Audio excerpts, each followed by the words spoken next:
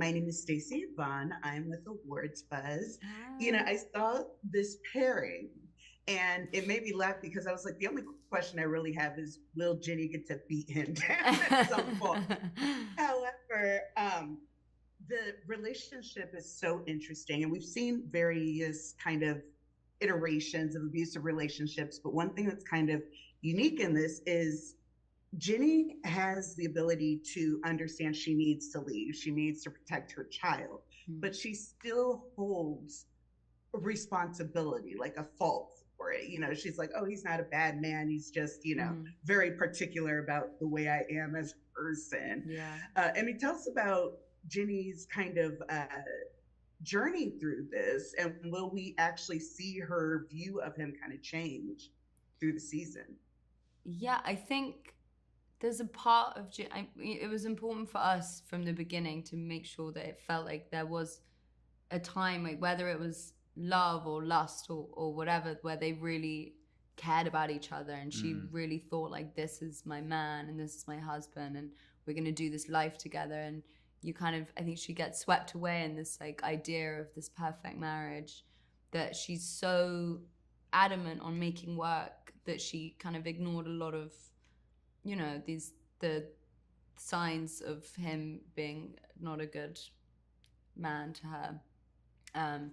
And we see, obviously, she finally gets the car, like is able to leave him, which is a huge step. But I think still, even in this new, she's now isolated away from everyone. I think there's still a part of her which is deep down thinks like, I still love him, and like I've got a kid with him, and we're tied with this child, and it's like maybe there's a world where this could work. And like she's she's on her own, she's isolated, she's so lonely. I think that it's still there's, you can see why you can be enticed back into that easily, because it's like if someone comes and says, oh, I've changed and I've done this, and you want to believe that they have. So we see her go through this kind of journey in season 2, and there is without giving too much away, I think it kind of gets worse before it gets better. Yeah. That's a good way to put it, definitely. Yeah. For you, Barney, where do you feel that James's his violent kind of machinations stem from? And is that something that we'll see more revealed during season 2? Yeah, I think it comes from like a deep rooted sense of insecurity and paranoia and possession and control. And like violence for him is a last resort, but it is a resort that he will nonetheless go to, whereas most of us wouldn't. So I think it's like, and I think for him it's just really not nearly as unacceptable as we would, particularly in the modern day. I think for him it's like, it is about control, it's about possession. It's like we saw that in the scene in season 1 where he slaps Ginny.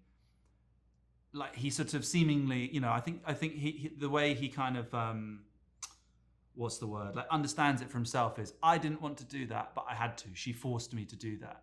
There's like there's a phrase, see what you made me do, which is like, there's a lot of books that get written about coercive control, and that's a phrase that comes up a lot, which is, you made me do this, and I think that's how he rationalizes it, that anger comes out and he goes, well, that wasn't really my fault, and that's how. And that manifests in Ginny too, I think, because it's like, I did, like I've done something wrong. Yeah. And it reinforces the idea as if the more that you hear it. Yeah. Well, it's so scary because in a way it is still happening today, very much so. Yeah, so much. And there was the point after he slapped her, we kind of had this look like, am I going to get away with this? Mm-hmm. And then, when it was proven yes, and it was like, okay, I have this level of control now, that bar kind of gets reset.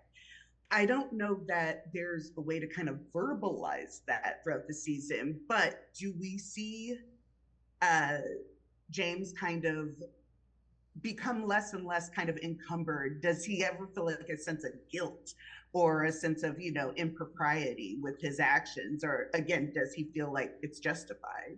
No, yeah, I think he definitely does. And I think that's where a lot of the anger comes from, is that tension between what you want and what you have. And he, what he wants is to have like his idea of a perfect relationship with Ginny, which is like, he doesn't want to be violent. He wants to be happy. He wants her to love him. He wants them to have this happy family life.